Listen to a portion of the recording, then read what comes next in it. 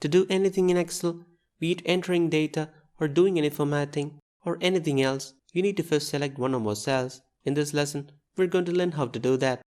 By default, at least one cell is selected in the worksheet.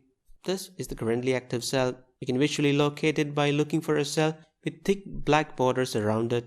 Also, the respective column and row headings of the active cell will be highlighted.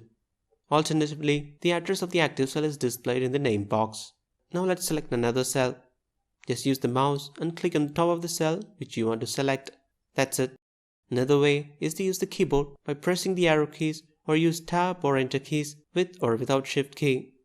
You can select multiple cells too, either adjacent to each other or not. This might be required in case you want to make formatting changes in multiple cells, or maybe you want to cut or copy a group of cells. First, we'll select cells adjacent to each other. Select the cell where you want to start by clicking on it using the mouse and then holding the mouse down, drag and expand the selection. Visually, you can recognize the selected cells with highlight. When you have selected the cells you want, release the mouse.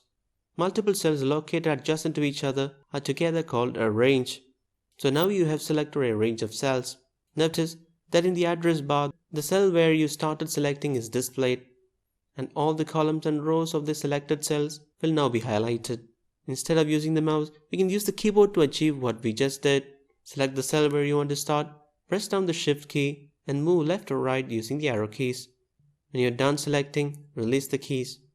Now it's time to see how to select cells that are not adjacent to each other. Just like previously, select the cells you want. I'm using the Shift plus arrow keys here. Now release the Shift and arrow keys. Then press the Control key and select a non-adjacent cell using the mouse. Now release the Control key and you can select adjacent cells using the Shift plus arrow key combination. Or else keep using the mouse but with the Control key pressed down. If you want to select more non-adjacent cells, press down the Control key again and select using the mouse just like we did earlier. Note that the currently active cell will be the cell you selected first while making the last set of selections. Here's the set of data I've got. Let's see how to easily select a range of cells which contain data. To select the entire row of this table that contain data, hold down the Shift and Control keys and use the left or right arrow keys.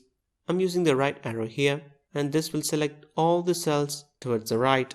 But if there is a gap in the data, you might need to use the arrow keys multiple times. Like in this case, once you press the Shift plus Control plus right arrow, the selection will stop before the blank cell. And if you press the right arrow key again, the cell right after the blank cell will get selected. Now you need to press the right arrow button again to select the rest of the cells. In a similar way, we can select an entire column of cells that contain data. Press the Shift and Control keys and now use the up or down arrow keys to make the selection.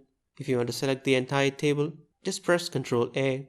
If you press Ctrl A again, it will select the entire worksheet. Another way to select the entire worksheet is to click using the mouse on the top left corner of the worksheet where the column and row headings meet.